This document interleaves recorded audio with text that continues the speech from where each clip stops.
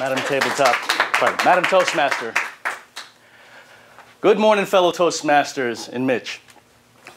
Software has become so much a part of our life as technology expands that we're almost dependent on it. For example, majority of you communicate through social media or using your cell phones or smart devices. And more than likely, the way you got to this meeting this very morning is in part due to some level of software interacting with a piece of equipment or device. Today I'm going to touch on a little bit of how the software updates are actually performed. I'll be limiting my focus in the area of operating systems and application software.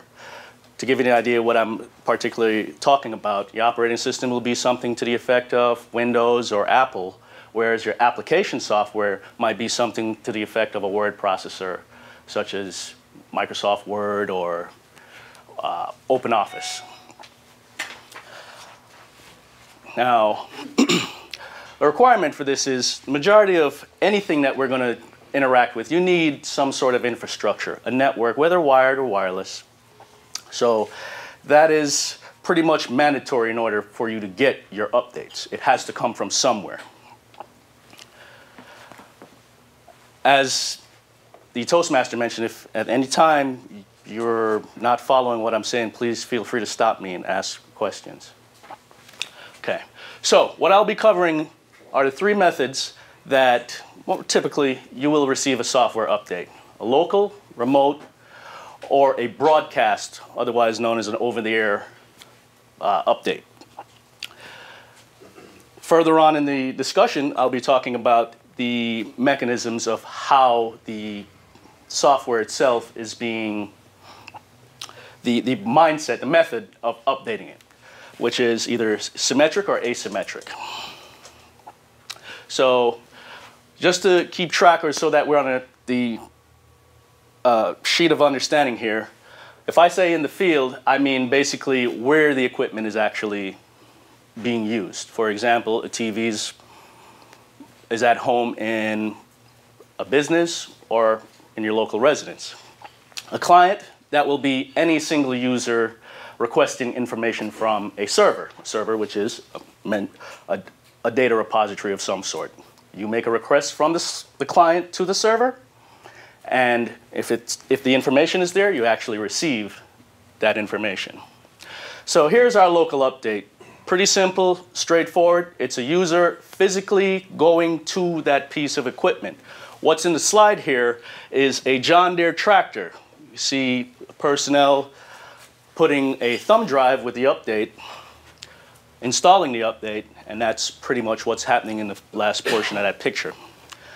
Fairly straightforward. This is a local update, is very rarely used, but some instances it is required. For example, if you think of printers, tractors, specialized devices. A remote update is another one that we're most familiar with. In a remote update, essentially you initiate an action of the download is updated to your device. The information comes to your device, and then you will thereby later on say, go ahead and install. Pardon. Yes. The most broad category is the over-the-air or broadcast update. This is one by which we are all familiar with and probably didn't really give it much thought. I know I didn't. But your smartphones, your TVs, and to some degree, even the infotainment system in your vehicles nowadays, they get updates, or you're required to bring them in to correct any sort of software malfunction.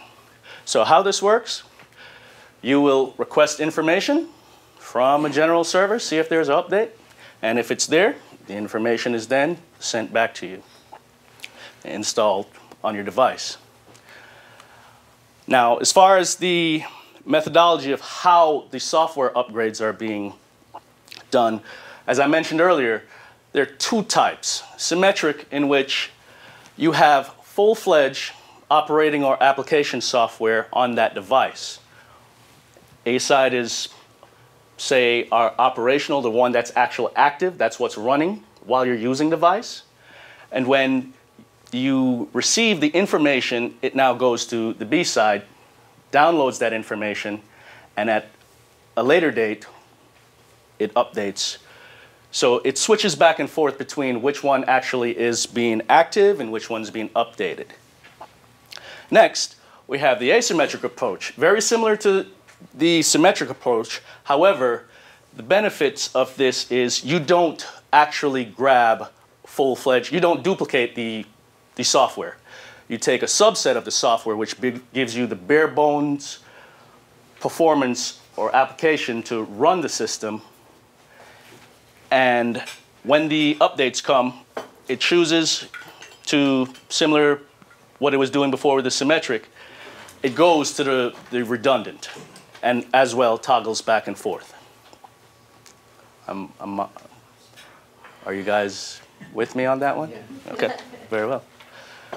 So the benefit of the asymmetric approach is it saves space. You don't have tons of space when you're dealing with specialized devices, be it your cell phone or any other sort of embedded system. You're limited 9 times out of 10, or more often than not, by how much space you have. This also brings the benefit of you don't overstress or overload your infrastructure, whether that be a cell tower or an actual server. For example, a few years back, there was an Amazon website. I guess there was a deal. I could be mistaken. But there was a website that they were having an immense deal, a crazy sale, and everybody decided that, hey, we want this thing now. And everybody logged on and attempted to get it and basically brought down the servers of that. So this is where the benefit of doing an asymmetric type of update will minimize its impact for the service provider. Another benefit, you're able to support a large number of devices. Now, by that, I mean thousands and thousands of devices. Think of your cell phones, think of your smart devices or your Fitbits, your health trackers. By actually using this update approach, you don't have to worry about overburdening the system. You can have a large number of devices. As a matter of fact, point of note, this was what was used in the Android operating system prior to their most recent version upgrade. So the biggest disadvantage that you probably are all familiar with is that while the system is being, or pardon me, while the software is being updated, you don't have use of the device. You basically have downtime where it now has to get that information, install that information, check the information before it turns the system back over to you. However, with that being said, usually your downtime is fairly negligible.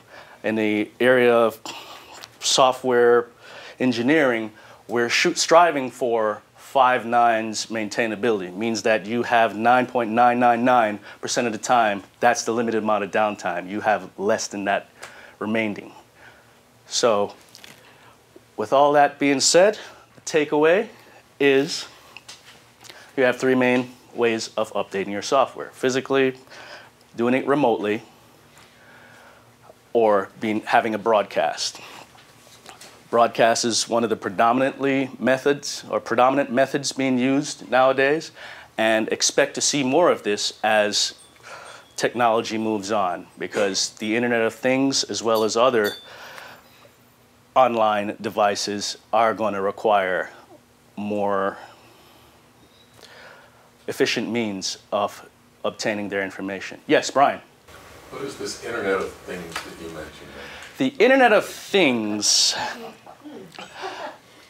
is essentially, a lot of devices are now tacking on to, if you will, the backbone of the internet. So your Fitbits, your appliances, your TVs.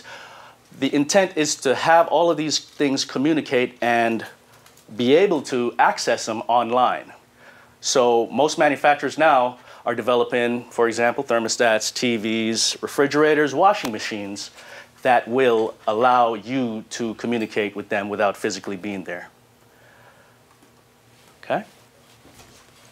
Any questions? Howard? I have an iPhone, and I've had an iPhone a long time, maybe 10 years. And now I'm getting bombarded with every time I turn it on, it's go, update this, update that. Okay. Why do I have so much of that going on Well, lately? updates are almost synonymous with software. They might have found that they have a better way of providing you a certain feature, a particular feature, or they might be securing a portion of the software that they overlooked. So it's twofold. It's beneficial to give you upgrades that's going to keep your information secure, as well as having you still utilize whatever applications that might be on that operating system as well. Yes. Jay? I highly recommend using either your spousal unit or a friend and having them upgrade first. Watch them for 2 weeks, and if it still works, then upgrade. Thank you, Jay. Any other questions? Carl?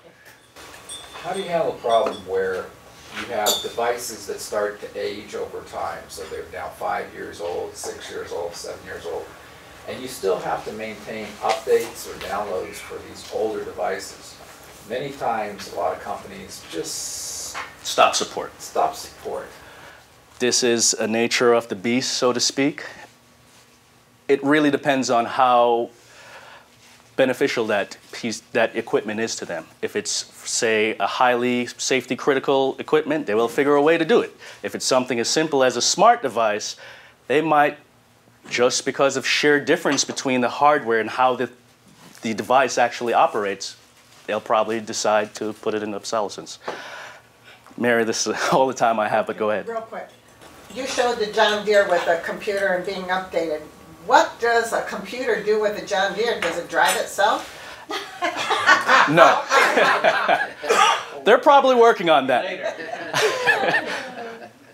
And real quickly, there's software suites and sensors on majority of those tractors. So they might, depending on if it's a tilling sort of application, GPS, of course, we use that every day. So usually it will be something specialized in one of those areas in order to give the end user an idea of, okay, how much acres we have used, etc. I hope that clarifies. I am out of time, but I can answer offline. Madam Chair. Thank you.